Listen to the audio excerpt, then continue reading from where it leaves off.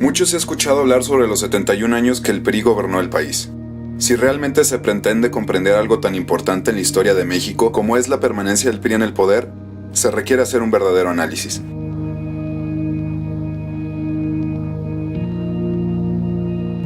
Para explicar el nacimiento del revolucionario institucional, debemos remontarnos al año de 1908, año en que se publica la entrevista a Krillman Díaz.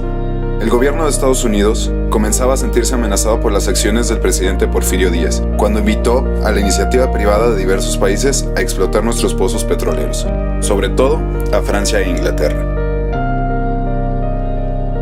La invitación que hacía Díaz no obedecía a otra cosa más que al temor de que los vecinos del norte se apropiaran de la totalidad de los pozos.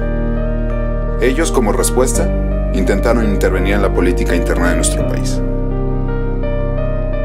El primer paso se dio con la entrevista, donde Díaz admite que era tiempo de dejar el poder y abrir la puerta a la democracia. La presión fue tan fuerte que el general decidió dimitir al cargo de presidente. El siguiente capítulo histórico fue marcado por la desestabilización social, política y económica.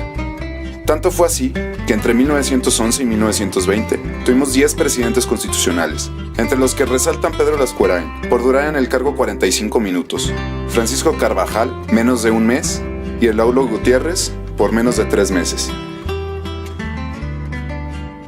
El primer presidente que logra terminar su mandato fue Álvaro Obregón, quien permite la transición a Plutarco Elías Calles. Al salir del poder, Elías Calles formó un partido político, que llevaría el nombre de PNR, Partido Nacional Revolucionario. Quedaría legalmente constituido en 1929. Los resultados que este partido logró son indiscutibles. Por primera vez en la historia posrevolucionaria, se dio una transición política sin conflictos y sin probabilidad de enfrentamientos armados.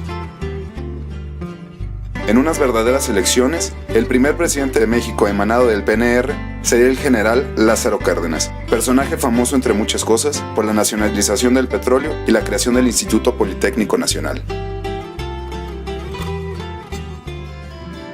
Es falso que el PRI existió desde 1929. Lo que se formó fue una organización política diametralmente distinta, ligada a las circunstancias del país y del mundo. El PNR pasaría a convertirse en un medio para dirimir por la vía política los usuales estallidos armados y revueltas entre las fuerzas surgidas del proceso revolucionario. El PNR pasaría a convertirse en PRM, Partido de la Revolución Mexicana, y en PRI, Partido Revolucionario Institucional. Obedeciendo a las exigencias de la política nacional e internacional, cada cambio de sigla significó una reforma ideológica por la evolución de la política interna y de la geopolítica. Cambio marcado es cuando el PRM cambia a PRI en 1946 y emana de él el primer presidente civil. Terminaba la época militar. Una vez instaurado el revolucionario institucional, aún dentro de sus propias filas, se vio y se ve un desfile de un sinfín de formas de ver y hacer política. Es de resaltar que México fue de las excepciones en golpes de Estado o guerras civiles en Latinoamérica en la segunda mitad del siglo XX. México se mantuvo como uno de los pocos gobiernos no militares de la zona. De un sexenio a otro se vieron cambios opuestos en cuanto a la visión de la política. Tenemos a López Mateos, quien da asilo a Fidel Castro durante la Revolución Cubana, un presidente que se mostraba abierto a la Unión Soviética, para pasar a Díaz Ordaz, de una ideología mucho más conservadora. Cambios que podemos ver de sexenio a sexenio. Luis Echeverría y López Portillo liberales, Miguel de la Madrid de una ideología más conservadora. Las diferencias de gobierno fueron extremadamente diversas entre sexenios, en ideologías, formas de gobernar, miembros de gabinetes, gobernadores, asesores y sistemas de producción. Lo que nunca cambió fue la voluntad por lograr la justicia social. Fue nuestro partido quien a través del esfuerzo y dedicación creó instituciones patrimonio de la nación como son el IMSS, el ISSSTE y el Infonavit. A través de la presión de partidos de oposición, poco a poco se fueron cediendo espacios. En búsqueda de argumentos para consolidar la alternancia política, se creó el estereotipo de un PRI monobloque. En 1989, el PRI perdía la presidencia municipal de León, Guanajuato en 1991 y perdería la presidencia de la República en el año 2000.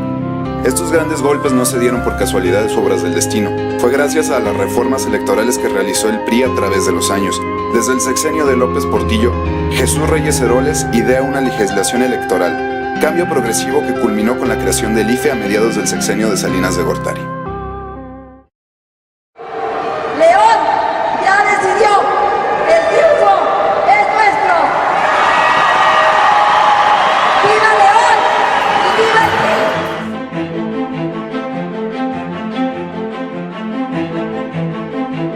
PRI! 23 años después, el PRI, encabezado por la licenciada Bárbara Botello Santibáñez, logró un hecho histórico, la recuperación de la presidencia municipal y ser la primera mujer en ocupar el cargo de alcalde. En un ejercicio constante de conocer las necesidades y trabajar hombro a hombro con la ciudadanía, el partido regresó a Palacio Municipal. De igual manera, después de 12 años, el PRI, encabezado por Enrique Peña Nieto, regresará este 1 de diciembre a la presidencia de la República. México será la nación donde cada quien puede escribir su propia historia de éxito. Esta noche ganó México. Muchas felicidades. Hoy, en el aniversario 102 de la Revolución, celebramos que nuestro partido ha sabido dar respuestas a las demandas de la sociedad, y es por eso que seguimos vigentes, seguimos trabajando y seguimos respondiendo. Hoy somos un solo PRI comprometido con León.